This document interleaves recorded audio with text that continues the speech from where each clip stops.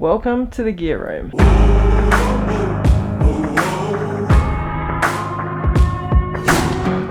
Okay, so I'm prepping for a big shoot that we have coming up tomorrow. I've got to pack the car, I've got to rearrange the bags. Apologies, this is an absolute show in here. So I'll take you through how we prep for a shoot, what gear we take, and how we do it. Alright, so the first task is to pack the Sony A7S. We normally have it in this soft case. I'm going to transfer it all over to the Pelican and put it in a Trek pack type layout, so we'll see how that goes. This bag's been okay, but it's just, I can't fit too much stuff in here and it's a bit disorganised, so we're going to bring it all over into the Pelican and make it a little bit more organised. I'm bad as bad can be, so bad that it's hard to believe what they say about me. Okay, so that is done. We've got the Trek pack packed, the A7S. So a lot of people have asked how I actually store the FX6 when traveling or just in general. So I chuck it in a Pelican case, pretty much so it can't move around. It's always ready to go. A lot of people have their FX6 broken up into bits. So they have the body and then they have the battery and then they have the lens, and they have to put together their rig every single time. I don't have the time or the patience for that, so we just have one box, comes straight in, straight out, and it's ready to go. Okay, so for this particular shoot, I'm going to go through how I've rigged up the FX6.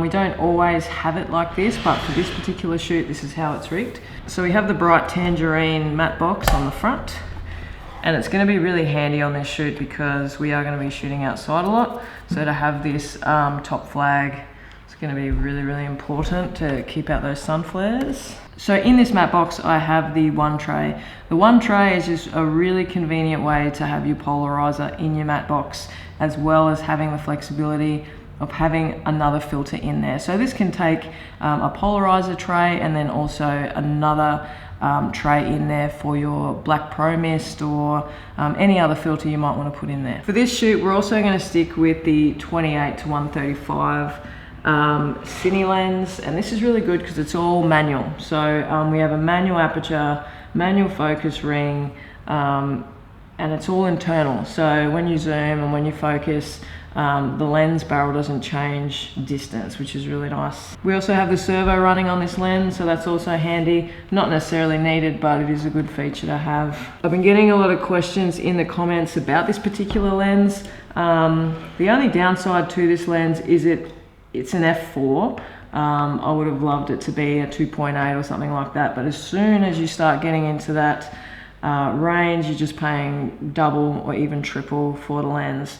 So for this case, this is perfect. We're going to have heaps of depth of field where we are. We're going to be in a big paddock, so there's going to be no dramas with that. But if you are in a small room and you really want that depth of field, this may be a problem for you, but for the price, for the convenience, there is nothing wrong with this lens. It shoots beautiful pictures. It is not soft. Some people have said it's soft. It's not soft at all. On this rig, which I always run, is the Zacuto viewfinder. That is powered by DTAP. I don't always have it plugged in because there's no power on and off switch for it, so it just sucks the battery if you're not using it, so I just leave it unplugged. Sometimes I'll use it, but mostly I'll be using the small HD 7-inch screen. It's just super bright, really good for outside use. And as I said in my previous video, we took the original LCD off the FX6 because it was just useless. It wasn't bright enough to get focus or to really see what you were doing at all. I have changed out the V-lock mounts at the back. We did have a Came TV mount on there, but now we're running the tilter one. It's just a lot better. It has a couple more inputs on the back for your DTAP, so I didn't have to run that adapter anymore. I can just use the DTAPs that are on this. Still have the shape handle on here. Don't really do a great deal of shoulder stuff with this camera, so still running the handle on it. It's handy, it's just out of the way. It's good to have your servo zooms on there.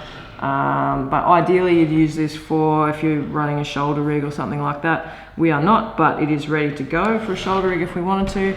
We can just chuck this bad boy on there, and it will just slide in. It'll be ready to go. That's probably about it. Nothing else has really changed with this setup. I do take this mat box on and off depending on the shoot, because it is a little bit larger, it can get in the way, especially if you're trying to take it off with the microphone. I'm yet to find a solution for a shorter microphone that just doesn't get in the way. Right, so I'm going to give you a quick tour of how we pack the car and what's in the car. So at the moment, as you can see, we've got a trolley. Don't really use this a great deal, but it comes in super handy. Light stands, tripod, the A7S case which we just packed, and the gimbal. So not using the Crane 3S anymore, we're using the Ronin. So we've got some drawers in here too, which are really handy. So we've got lights at the back, just some tools, random things. On this side we have batteries, heaps of V-locks. I keep the other batteries in the cases, random stuff at the back, fire extinguisher, all that safety stuff in there. And pretty much I will pack the car generally before every trip, because every trip changes. We require different gear. The only other thing that needs to go in here is the Easy Rig. So obviously we don't have enough room in here to chuck another big camera in here like the FX6. So what I do is I normally chuck it in this side door, and that way it's ready to go. So we have our big case, big camera is ready to go.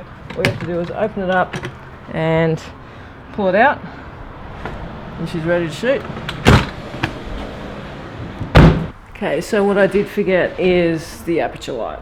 So I will just show you, I did rearrange the car a little bit. Don't laugh at my effort, but it works. The thing, why I'm packing it like that, I could stack things up here, but then it just makes the visibility horrendous. So I will stick that up there for now, and I will strap it in. But other than that, so we just added an aperture light. I've got two LED panels in there as well, so heaps of lights.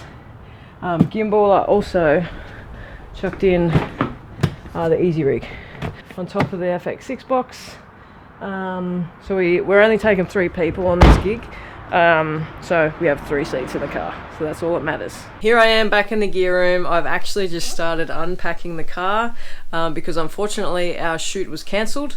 We are now in a 3-day lockdown with, not going to say the word in case this video gets flagged, but there's been a bit of a outbreak in Queensland. So yes, shoot's cancelled. 2 other shoots were also cancelled, so that's a bit of a bummer, but that's how it is. That's this day and age, and that's what's happening. But at least you guys got to see how we pack for jobs, how we pack the car, how the FX6 is rigged currently. And I really hope you guys enjoyed it. This one's a little bit different, not behind the desk, doing a bit more of a vlogging style. So please let me know in the comments if you did like this style, or if you prefer the old style, let me know. And always, if you did like this video, like, subscribe, share it, comment down below, and I'll see you in the next one.